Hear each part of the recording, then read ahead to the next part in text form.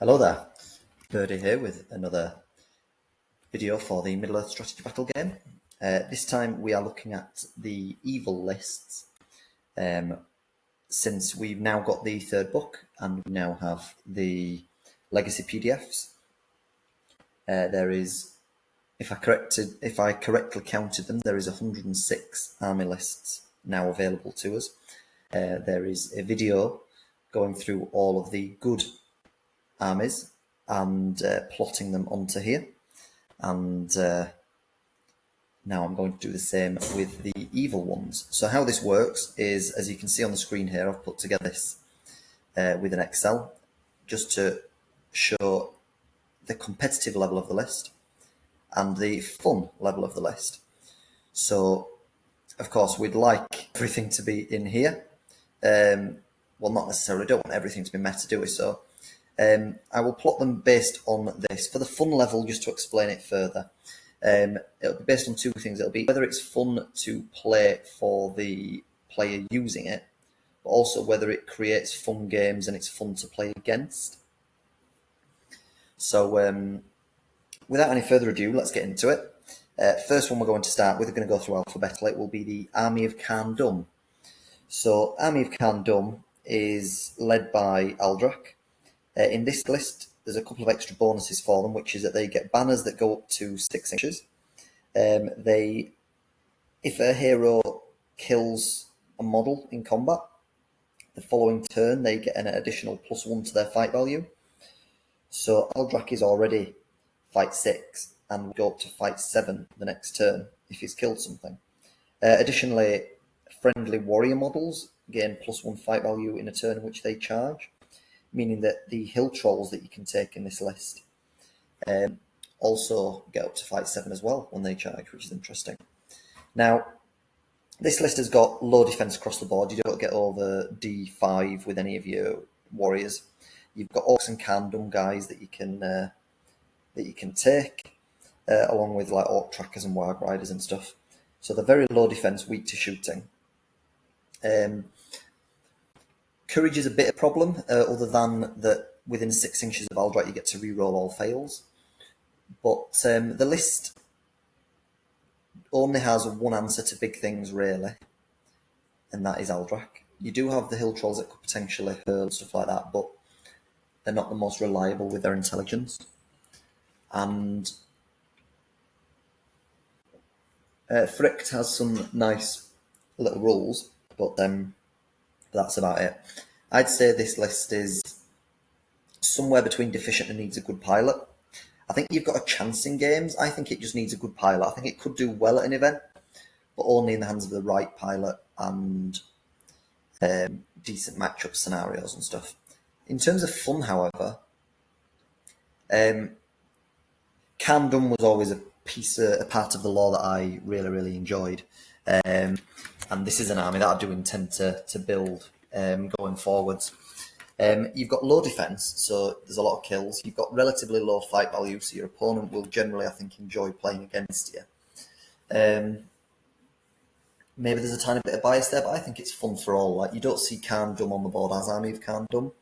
I think it's up here, in my opinion. Next, then, we move on to the Army of Dunland. So this is the legacy Army of Dunland from essentially the previous edition, where we've got Thryden, Gorulf, Frida, Oathmaker. It's a good little army. You've got 6-inch banners again. And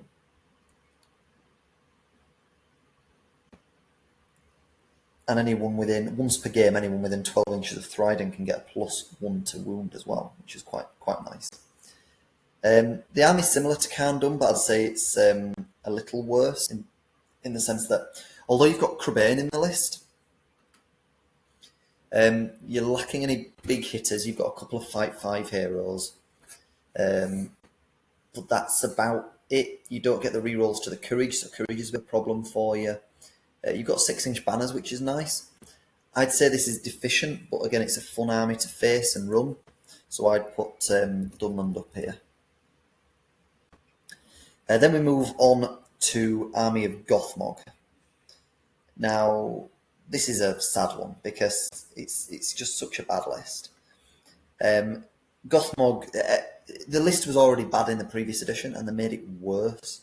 Gothmog is expensive and he's still useful, but he's much weaker than he was. He's only 2 attacks now, doesn't have strike. Even his Master of Battle is now on it, is a 2+, not guaranteed. Gothmog's Enforcer didn't get any better. The other heroes in the list are pretty rubbish. You can only take Morannons in this list as well, so you're overpaying for Morannons. That, I'm sorry, Morannons are not good and never will be. And then all you've got elsewhere is things like trolls and stuff like that. So this list is very, very deficient.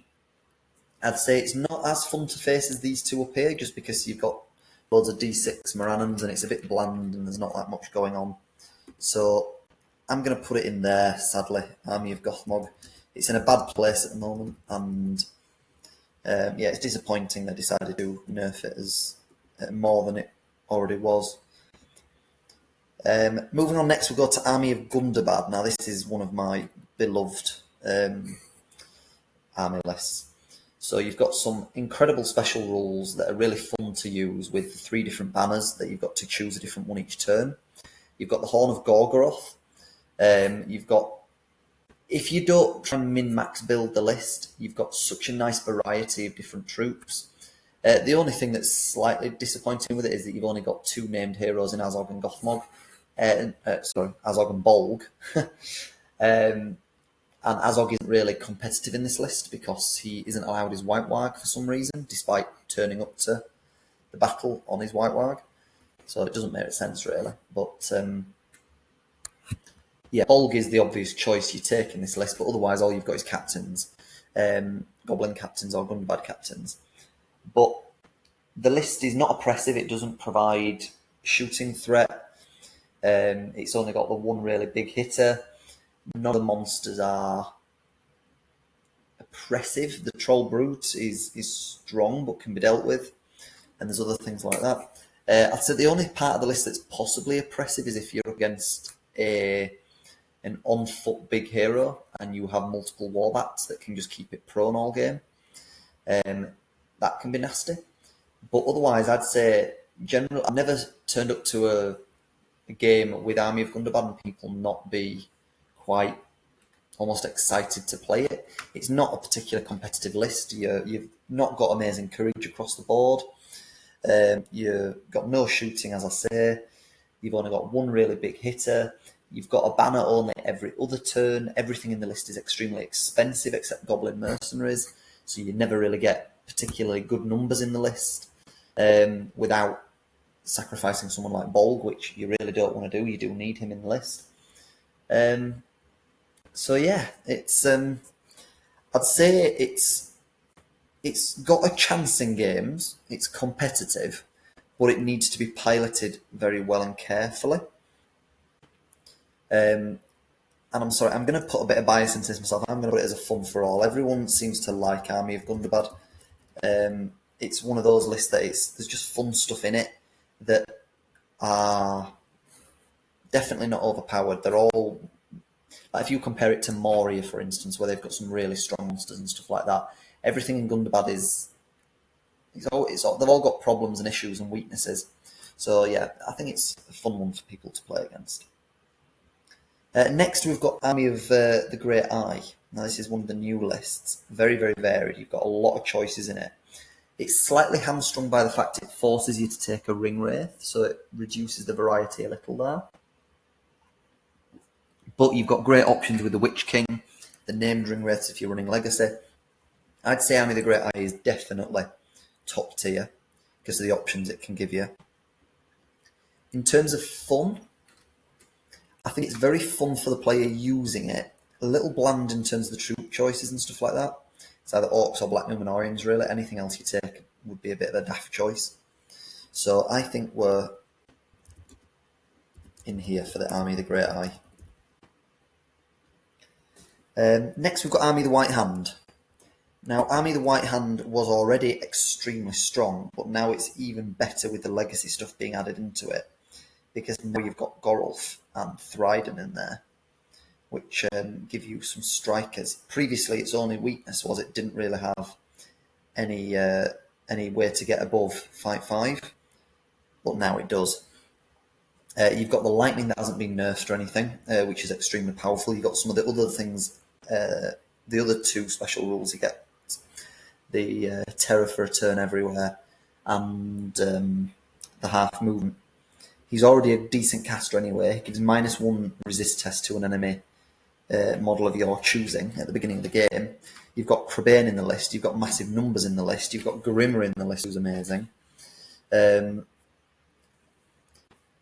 This is absolutely meta, and it's nasty to face. I wouldn't say it's oppressive. It's not as bad as Eagles or Rangers of Mirkwood, but it is a very nasty one to face, and it's been made nastier with the addition of a couple of very nice legacy models coming back into it. So, yeah, it's nasty meta is Army of the White Hand. Then we move on to Assault on Helm's Deep. Assault on Helm's Deep, it's definitely competitive. It's a heavy shooting army. You take ballistas, you take a lot of crossbows, you've got generally a lot of bodies as well. Your heroes are cheap. There is some weaknesses to it. It's an annoying one to face because it's just purely a shooting army, so I'm putting that in nasty as well, because it doesn't require skill to just stand there and roll dice at your opponent. There's no real strategy with it. And it's just very bland with heroes and stuff like that. Next, we move on to Assault on Laflorian. Now, this has been reduced, thank God, from its previous variations. Still powerful, I think. You've still got +1 to wound if you can get an orc and a goblin in a fight together. It takes place at night, so it helps them with being more effective with shooting. Additionally, they can still take Ashrak and Druzag, and you can take Wild Chieftains in the list. You've got Musgra in the list. You've got Bat Swarms. They've just got limitations now with they don't get the reroll for the casting. So I'd say this is still a competitive list, bordering on top tier. We need to see, really. I've not faced it yet in this new edition, but it looks like it's a little less oppressive than it was. It's got a lot of options. There's a lot of magic and a lot of things to think about. Now, I don't so much mind playing against it. I enjoy the challenge of playing against it when I've faced it in the previous edition. That's when it was even stronger.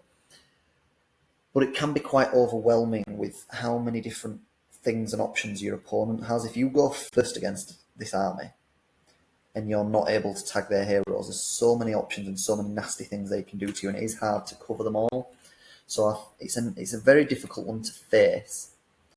It probably is quite fun to run, and you enjoy killing stuff because you do win all the infantry grinds, but it's your heroes that are always extremely under pressure from it. So I think we've got to put it in here, in nasty. Next we move on to Azog's Hunters. So Azog's Hunters are rubbish, plain and simple. They are only defense 4 basically across the board everywhere. They move fast, they've got fun heroes. Yazneg's been massively buffed and he's extremely reliable and fun now. Your opponent will enjoy playing against them. There's a lot of kills. Nazog's a good archer now, best evil archer in the game. I'd say they're very, very fun to use, but they're extremely deficient, bordering on praying for a good matchup.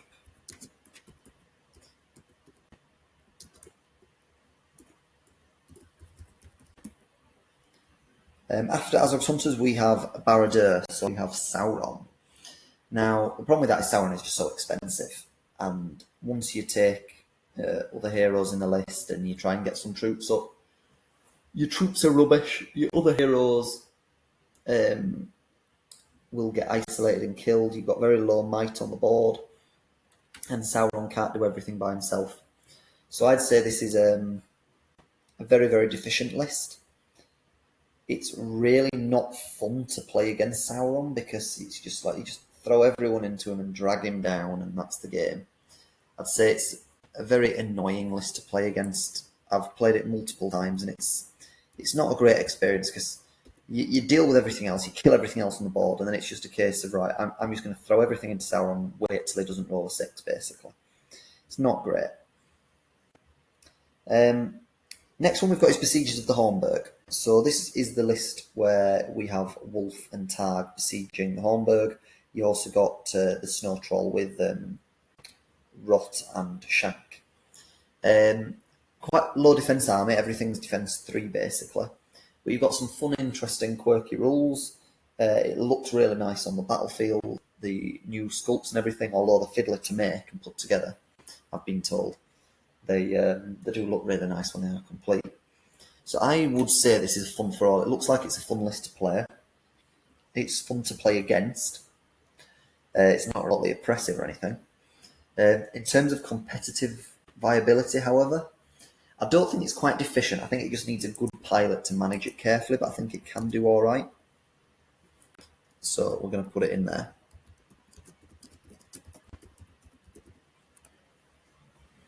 Next we have the Black Gate. So the Black Gate with the beefy chiefy, and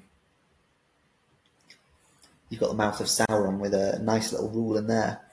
There is potential for this to be become a weaker list now as we move into this new edition. Now we've got the third book and the PDFs for legacy stuff, because they're going to have a bit of trouble with courage. So in matchups where they face terror, especially with more terror stuff now being out there, then could have more of a problem. However, the Troll Chief leader in this is excellent and fearless. Mouth of Sauron helps the list be a bit more viable and give it some options as well. I would say this is a competitive list, and I've got no complaints about it. I think it's in a good place, and I think it's relatively well balanced as it is at the moment.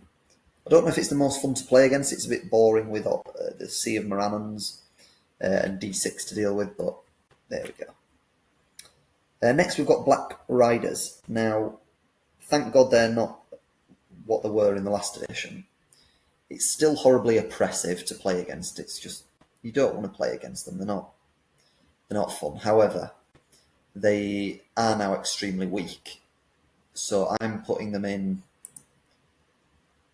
the bottom category. I think Black Riders are atrocious. They're not fun to play against, and I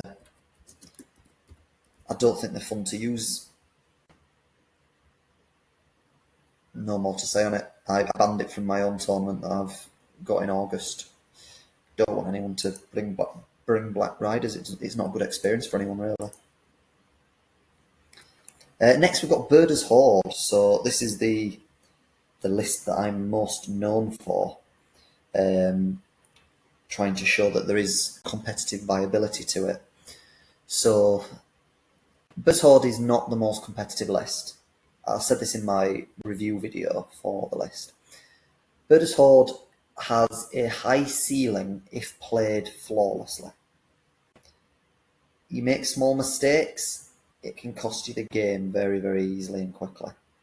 The list is extremely fun to use. Birder with his ambush rule, very, very fun. It keeps your opponent guessing. I think your opponent, they're somewhere between anxious and enjoying the extra thought element of where he could go down. I've played against Birders Horde myself, and I found it quite fun and interesting to try and plan and think about where would I put them down if I was that player, and trying to preempt and plan for what they'll do. You've got Wild Chieftains in the list, which are great fun. On mobility, anti-cav, they're decent on courage. They can do some damage to infantry. You've got a captain that you take for to be a might caddy for you for heroic moves and stuff. You've got Wild Wags and Wild Riders for movement. You've got a load of orcs to get your numbers up. It actually is a proper horde. It's called Birders Horde. It's such a fun list to run. And the thing I like about it is you go into every game, every matchup, whatever scenario it is, you've got a chance. there's some bad matchups. It's particularly bad against Arnor, for example. But you've got a chance in every game. I'd say it definitely goes in the fun for all category because they'll enjoy killing you. You're very low defense. You've got a lot of weaknesses they can exploit.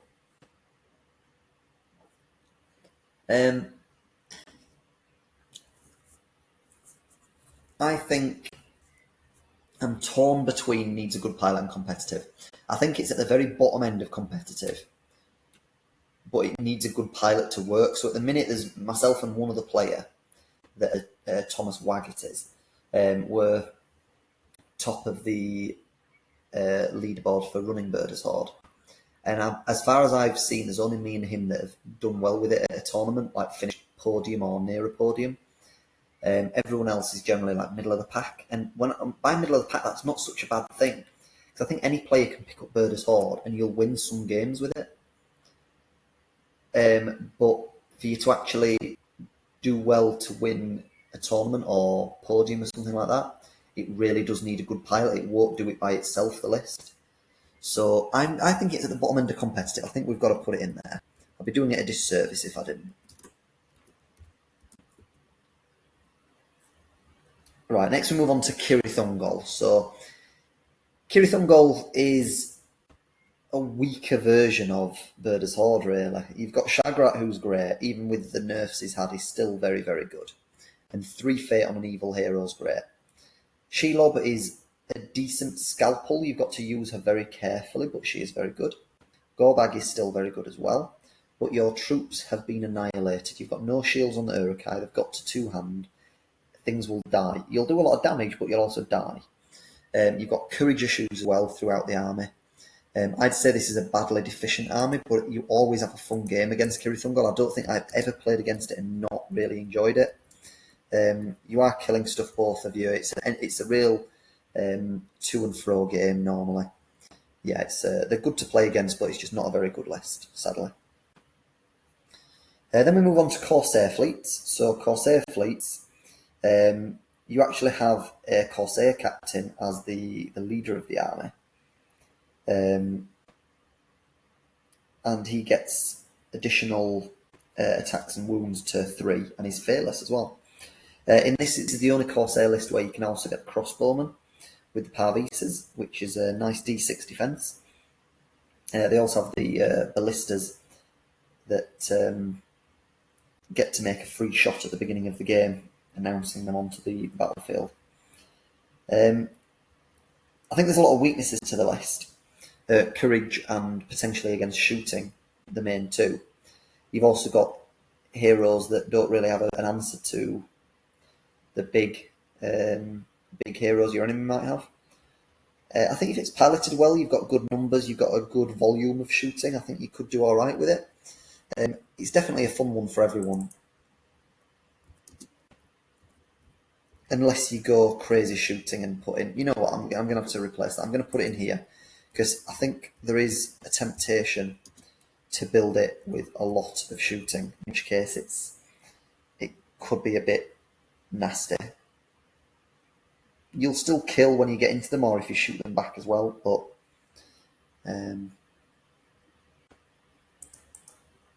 I've changed my mind further. I'm putting it in no complaints. I'm okay with where it stands, but it could be built badly. Next, we've got Depths of Moria. So Depths of Moria, we have the Balrog as the main piece. And the Balrog is extremely hard to counter. You've essentially just got to go in and hope he doesn't roll a 6. And hopefully your heroes can tank a bit of damage. Some people take the Watcher or just all goblins in the list. It's not the most competitive way, but I appreciate they are trying something different compared to just the standard list. But this is definitely a top tier list, I'd say.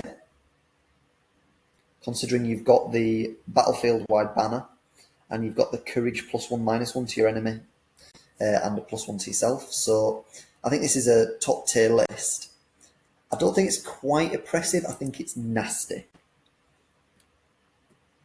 Just because it's... the The Balrog is so hard to deal with, but he's not impossible to deal with. It just depends on your opponent, which I don't like, that you've got to rely on your opponent not doing well for you to win the game. But there we go. Desillator in the north. I don't even want to include it really on here. I'm just going to put Smaug in here. He's absolutely oppressive. He shouldn't be allowed at tournaments. Completely broken. Far too many special rules. He's far too good. He's unplayable, really. So, I'm not in this. He's going to have to go there. But don't ever bring him to a tournament, please. If you're listening to this, however nice your model looks, bring it to display and show people. Don't ever play it. Dragons of the North. Now, this one is an interesting list. The upgrades they've got are really good now. It depends how people play this list. I'm a little nervous. I've not faced this yet, but I'm a little nervous of facing it. If you get somebody that wants to play it in a bad spirit of the game, they can just fly around 12 inches at a time breathing fire at you, and there's not a great deal you can really do. I think this list is a lesser version of the Eagles, in the sense it's one that can't really be countered,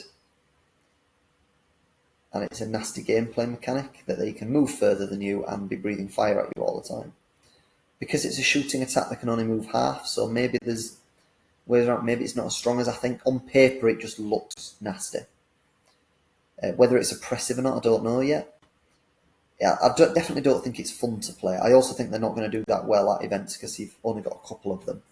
So I'm going to say they're very efficient, but they're nasty for now. But this is one of the ones I'm not sure of at the moment. Next we move on to Easterlings. So this is Amder's list. Now I really like this list. I think this is better than the Host of the Dragon Emperor, because Amder is amazing now. The fact he can, he's a 3-inch banner, banners himself. He's got an Elven Blade. He's fight 7, damages all heroes on a 5+, and he's not horrendously expensive for what he's providing for you. Like, you take him with an armoured horse and he's up to 160 points. That is very, very good for what he's providing you. He's also things like General Hunter, Unyielding Combat Stance, Phalanx, Gleaming Horde. He also increases the size of his banner as well, if he kills the enemy general. And he can get a free strike if somebody strikes up against him. So he is fantastic in my opinion. And in his list, because you don't have the temptation of Ratabi and Brogear, you would, or in my opinion you should, take Easterling Dragon Knights, which also give you the +1 fight to your Easterlings as well as Amder, so you can have all your army at fight 5 or better. You can also get a better number of people as a result of running them. So I think this is a really good list. I think this is, if people start to realise and play it and build it correctly, I think this is a top tier list. I also think it's a fun one to play against, so we're going to get our first one up here. Easterlings look great. I don't think they're oppressive to play against. All right, they're fight 5, but they are more expensive. I think this list is better than the Host of the Dragon Emperor. And I look forward to seeing a lot of Amders finally. Moving on from Easterlings, we then have Farah. Now these need a good pilot. It's a good list, but it needs to be piloted very well. I think they're fun to play against, personally. I've heard other people say otherwise. I think there's also different variations of how you can build it, whether you go for heavy on the raiders or you go heavy on the half-trolls and things like that. I think they look awesome. I'm going to be biased and I'm going to put them in the fun for all category. I think they've got a high ceiling as well, competitively, but they've got to be piloted very, very well for it to work.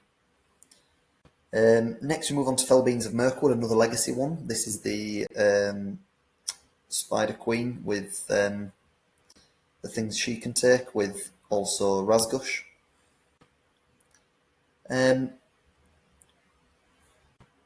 It's a good list. Razgush gets up to fight 7 if he's up against elves, which is really nice. And he can take some good stuff in it. But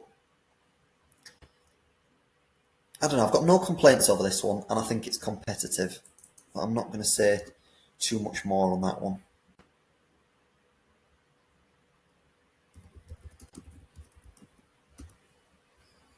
Then we move on to Goblin Town. So Goblin Town, the Goblin King is very, very good. And very tanky. But after that, it loses personality because you've got the Scribe and Grinner and Gollum, but I don't know, it's a horde of golems, low defense. Your opponent will always enjoy playing against them. I think they're a fun army to play against. And I think they're competitive enough, but they've also got deficiencies as well. I don't think you need such a good pilot for them, though. You've got such big numbers, you can probably get away with it. So I'm going to say Goblin Town are up here.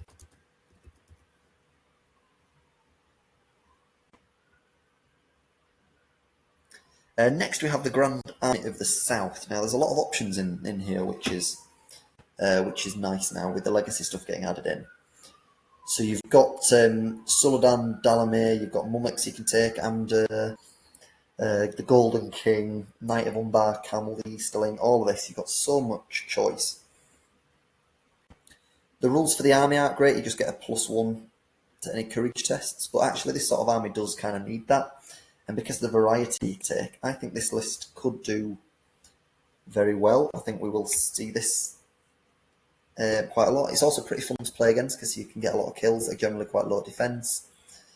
I think this is going to be a relatively competitive top tier list. I'm going to say I'm going to go with top tier because I think it is. And yeah, no complaints over it. I don't know if I put into fun, maybe. It's close. But I'm going to say Grand Army of the South here.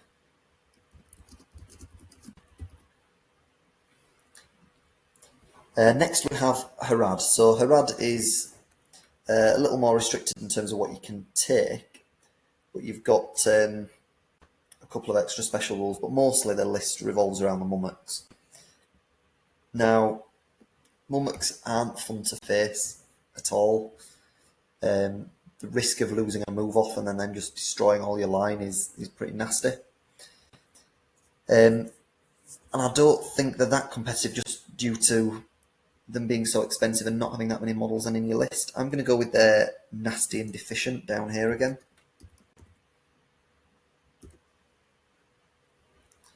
Then we come on to Host of the Dragon Emperor. So I've probably been quite controversial saying I think Easterlings are better than them.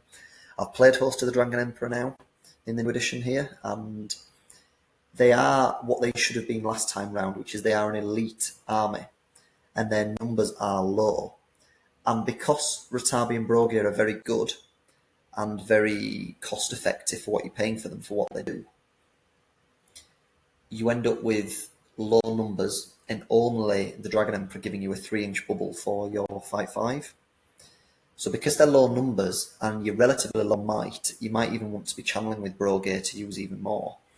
You're very much reliant on Ratabi's 3+ Master of Battle. I think if something happens to Ratabi or you get her off or your opponent gets her off the board quick, you're kind of in trouble. The Dragon Emperor's base is so massive. I also think this doesn't seem the most fun list to run. It's a bit boring in a way. Like the army can look amazing on paper, like on the field itself, but it plays a bit boring. You've got your Emperor stood at the back giving a buff out. Ratabi's just this single infantry model that's trying to do damage at the front, but isn't really a big damage dealer. Your only real fun piece is Brogia. Well, he's only got a limited amount of time he's fun for, and then he runs out and he's just kind of stuck at the back as a space support. So I think it's competitive without being top tier, and I've got no complaints over it. I think it's a bit bland, if I'm honest, but it looks nice on aesthetically. So we're going to put Dragon Emperor in here at the moment. I'm relatively happy with where it stands at the minute. Now the next one is Host of the Witch King. Now I've got a bit of a problem with this list. This list is insanely good. I am absolutely stunned this has not been getting taken by top players to the top events. And there's so many ways you can build it, but there's an obvious way to build it in my eyes, which is you've got the Witch King you have to take. You take Aldrak to give you another hitter that can also get 3 heroic combats. And sadly, there's Barrow Wights in this list. And okay, some lists are resistant to magic, but I've tried playing against a double Barrow Wight list with a magic resistant army, and I've still been all my heroes completely taken apart by them. It's really not fun to face at all. It is extremely oppressive if it's built in the wrong way. I think if you build it the right way, if you just had Witch King, Aldrak, and then you went for like Shadow of Rudour and Frecht and Nasdaq, and you played a bit more fun, it can be a really competitive, good list without being oppressive. But just the fact there's those Barrow Wights in the list and how horrible they are, I'm sorry, I've got to put it in oppressive. I also think it's meta. I think if that is built, as I can see on paper it can be, that is a almost guaranteed tournament winner right there. I'm surprised. I've not seen it at any events, and I've not seen it. I've not seen it place well. I've not seen it even be taken by anyone. I'm not sure why. I'm glad I haven't seen it or been facing it on top tables, because if somebody builds it in the really horrible way that they can, this is they'll win just because of how much they can chuck at their opponent. You can't resist everything. So let's quickly move on from that one. Host of Witch King, we now move on to Legions of Mordor. So Legions of Mordor has been given a nice buff now with the result of the third book and the PDFs going in. You've got quite a nice variety. Even though the army bonus is a load of rubbish. I think this is going to be similar to the Great Eye. You're going to see a mix of these 3 armies here. I think they're all very good armies. I don't know if it's the most fun thing in the world to face or play, but I think it's a very good list with good options now to it. I think we're going to be seeing a lot of these sort of lists where we're mixing the Mordor evil Sauron forces together. After that, we move on to Lurtz's Scouts. So I hear quite a bit of criticism about this one, because everyone says Ugluk Scouts is the stronger list because it's got space supports, whereas Lurtz doesn't. But you've got a much better, more survivable leader with Lurtz, but you miss out on some of Ugluk's buffs. But you've got the 3 heroic combat on Lurtz, 5/6. It's quite fun. He moves 8 inches. You've got good mobility there. Decent shooting if you have a good volume of it. You can get really good numbers as well. I think it's competitive, and it's pretty fun to play against. Then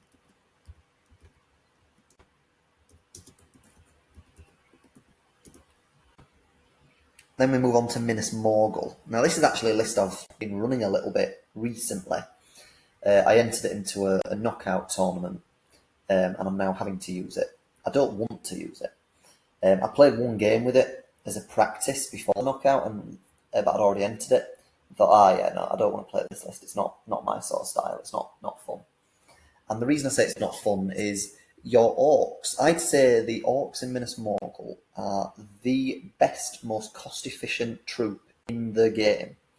You're paying 6 points for a troop that will basically wound everything on a 5+ or better because of Blades of the Dead.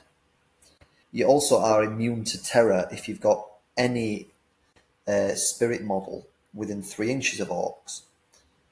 So you've got a great counter to that. Witch King's very, very strong in the list.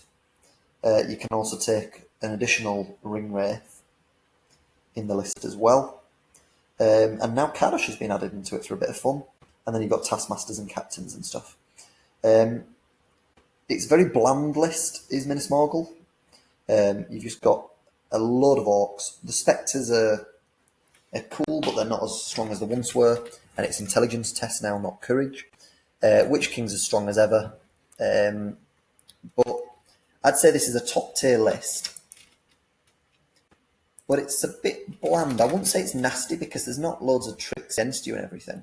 They've just got a very big horde that wounds very easily, and that's about it. And then Witch Kings, I don't think you'd see people take 3 ring wraiths, and I think 2 ring wraiths, one of them, and the other one only being 10 will, isn't so much of a threat. So I'm going to say Minas Morgul sits in the top tier at the minute, but it's a bit bland. Then we move on to Moria. So Moria's got a lot of stuff in it now.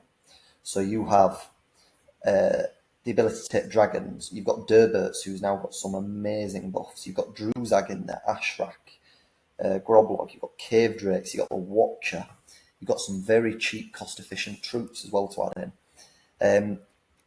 I think Moria is definitely top tier.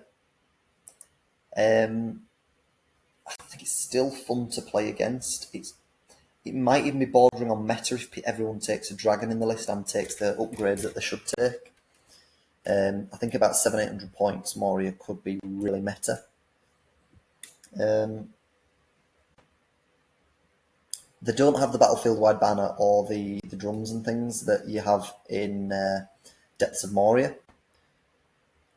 So I think for now, I think it goes up here. It's fun, is Moria, if built the right way.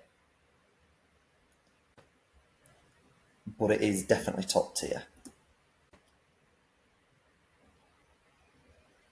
Moving on, we then go to Mustra of Eisenard. Now, I've got a huge amount of experience of playing against Mustra of Eisenard. This was the first army that a friend of mine ran as soon as this new edition came out. We had so many practice games. And it was so easy to pick it apart. And he's a good player. And I wasn't using the most competitive armies. I was running Birders Horde, Army of Gundabbad, these sort of things. But the army needs to stay together in a phalanx. But it dies very easily because your berserkers that you want to run at fight 5 are on the front line. And if they lose fights, they die. It's easy to get the phalanx trapped and enveloped. There's something very clearly not right with this list. I'd say it's deficient. It's fun to play against because it's so easy to pick apart. But I think it's very bland. There's not much going on for it, really. I think Mustra of Eisenard is quite a weak list.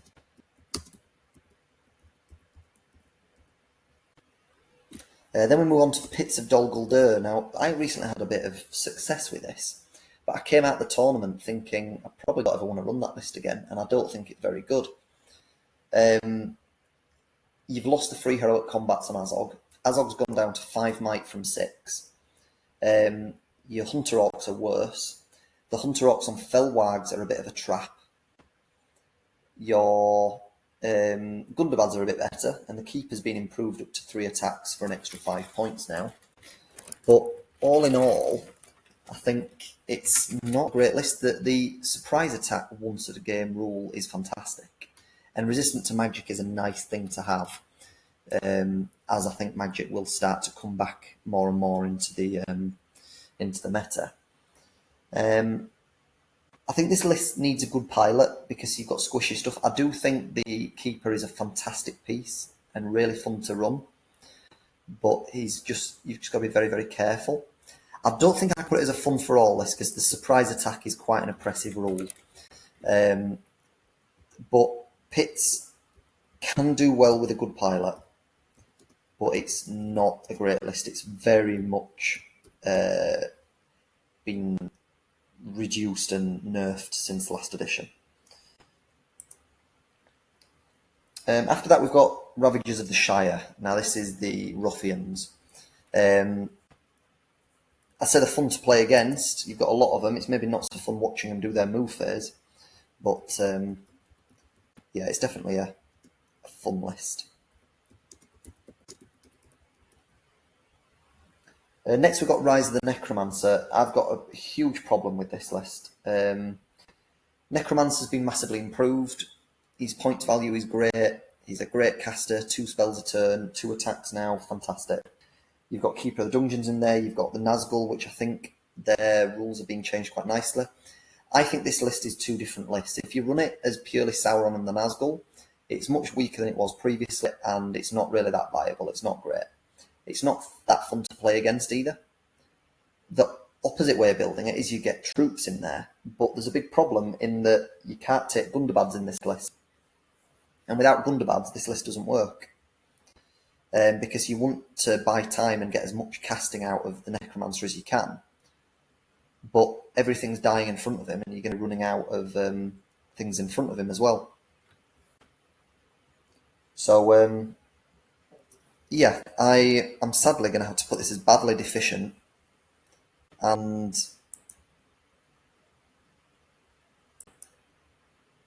I'm not even sure where to put it on here. I think maybe I put it in deficient and nasty for now, because the only way to run it right now is the bad way of doing it.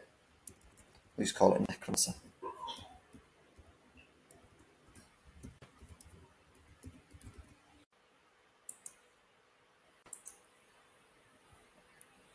So next, let's move on to the Serpent Horde. So the Serpent Horde requires you to take Suladan as the leader.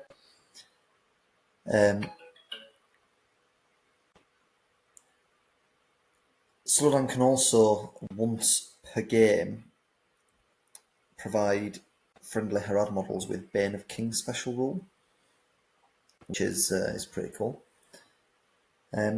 In terms of the list itself, though, you've got the Betrayer and Haradrim King, Raza as well. You can also take a War Monarch. And with your models, you only really have Haradrim and Serpent Guard Riders as your options.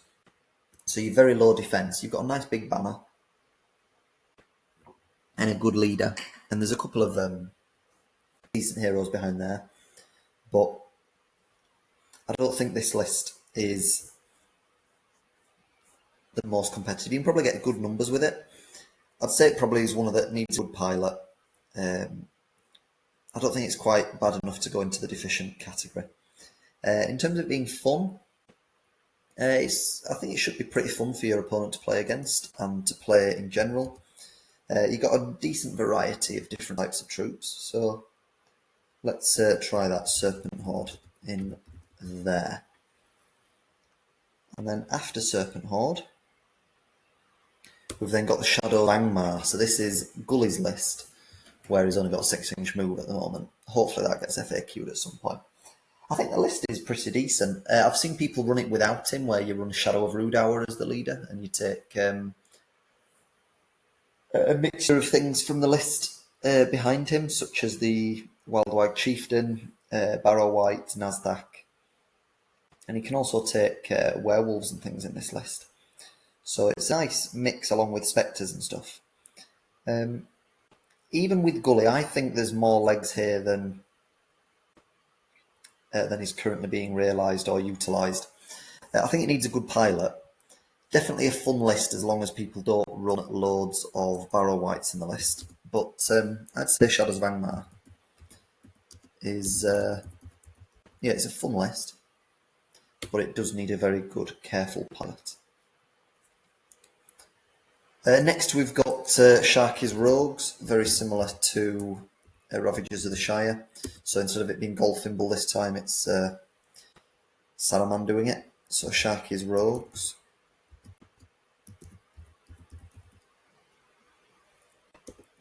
We then have the Spider Queen's Brood. Now, this list is stuck at 3 might, which brings it down. It does get potential free heroic moves if it loses them. But even if you win them, you've only got 3 that you're going to get to call. Very, very squishy list. I think it's a badly deficient list. I also don't think it's the nicest thing to face. I'm going to put it down here at the moment in the nasty deficient. Moving on to the 3 Trolls. So the 3 Trolls, it depends on the points level you play them at and which upgrades you take on them. Some of them are no-brainers, some of them are just like nice-to-haves. It depends on the scenario with them. It's a very strong list. But it's a bit like Fangorn in the sense that you kind of end up just stood there all the time. Personally, I'd probably rate it similar to Fangorn. I think it's competitive enough, it's got a decent chance in a lot of scenarios. It's got a few that it struggles with, but it's also got a few that it does really well. The fact they've got the rule, one of their upgrades, that if they get to an objective, they count as holding it no matter what, no matter how many opposing models are on there. So they can be a bit nasty to come up against as well. So I'm going to put them in nasty competitive. Then we move on to Ugluk Scouts. So Ugluk Scouts, I think they're fun to face, and they're probably more competitive than Lurtz's Scouts. But not by much, in my opinion. I think it depends on how you play them. I think the upgrades to him are very good. But then he's a weaker, less survival leader. So I would prefer to have them on the same level as each other, and it just go down to player skill and preference. So we're going to put them in the same category. Then next we've got Umbar. Now Umbar is quite an interesting list because you've got a few special rules with these ones where you can seize command and kill your own general and make somebody else a general, but you get Stalk Unseen in the whole army. And you also have a nice mix of, you've got the Dalamir and Delgamar and like the standard Umbar leaders, but then you've also got the Knight of Umbar in there, and you can take Hasharin and Haradrim. I think you can make a good mix of this. I think this is going to be a very fun army to play against and play with. I don't know how competitive it'd be. I think one of these that needs a good pilot, I'm gonna put it up here. Needs to have a good pilot because you've got some very squishy heroes and troops, and it needs good management to perform with it. Next, we've got Usurpers of Edoras. So this is the one where you've got Frecker in the list. Now, he's not great, but he does give you a cheap survivable leader to have behind your lines. You can be a bit more aggressive with Wolf. I put Besiegers of the Hornburg in this list, and it's a very similar list. I think it also goes in there as well. It needs to be played slightly differently, but I think it's similar. It needs a good pilot, but it can do well, but it's quite a fun list. Then we've got Canned with the Chariots. Now, I'm not sure with these at the moment. I only played against them twice in the last edition, in the whole last edition. And it very much depends on the matchup with them. I think they've got some things they're good at. I think they've got some weaknesses as well you can exploit. I think they're heroes. They don't really have a way of dealing with a big hero if they can get into them. So needs a good pilot, but I actually think it's a little deficient. But I think it's a pretty fun list, so I think Canned can go in here by itself. And then we've got the Wolfpack of Angmar. So Wolfpack of Angmar is such a great list to look at. Like, it looks like a proper horde of a pack of wolves. It looks amazing when you get it on the table. And werewolves are pretty good, but their bases are very big. The Wild Chieftains are good, but then they don't have strike. You've got the Howl of the Wolf, but it only is one turn. You get up to fight 6. So it's got deficiencies. I think it's decent in terms of its mobility, its numbers and everything. But I still think it's deficient. So I'm actually going to put it in deficient. But fun for everyone. Just call it the Wolfpack. And then last couple now we've got is Wolves of Isengard. Wolves of Isengard is not a good list, I'm afraid. I think it's a really nice, fun army, but it's not great. You have Sharku's okay and he's good value, but everything that comes with him is just not good. Like, at least the Wolfpack has some Fight 5 in its troops and in some of its heroes, whereas you really don't have it with the Wolves of Isengard, sadly. So I think they've got to go down there. It's one of the worst lists, I'd say. Good at doubles though, can be useful. And the last one we've got is the Wraiths on Wings. Now, because they're quite expensive, you don't end up with many models in this army. And you get to do this strafing attack. But they're only fight 5, and except the Witch King. And they don't have strike. So I think it's rather easy for your opponent to get into them and cause them a problem. Or pin them down, like you're going to be having to waste might just to win fights, but then you also need to be contesting moves to make sure you're moving and doing the strafing attacks. I think you just get dragged down far too easily. And I'm not sure skirting around and doing magic works either. I think there's some possibility it can do alright. I think it's going to go in with canned here, I'm going to say. So Wraiths on Wings.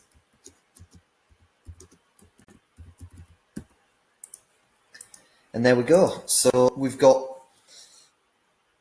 only a few in the meta for evil.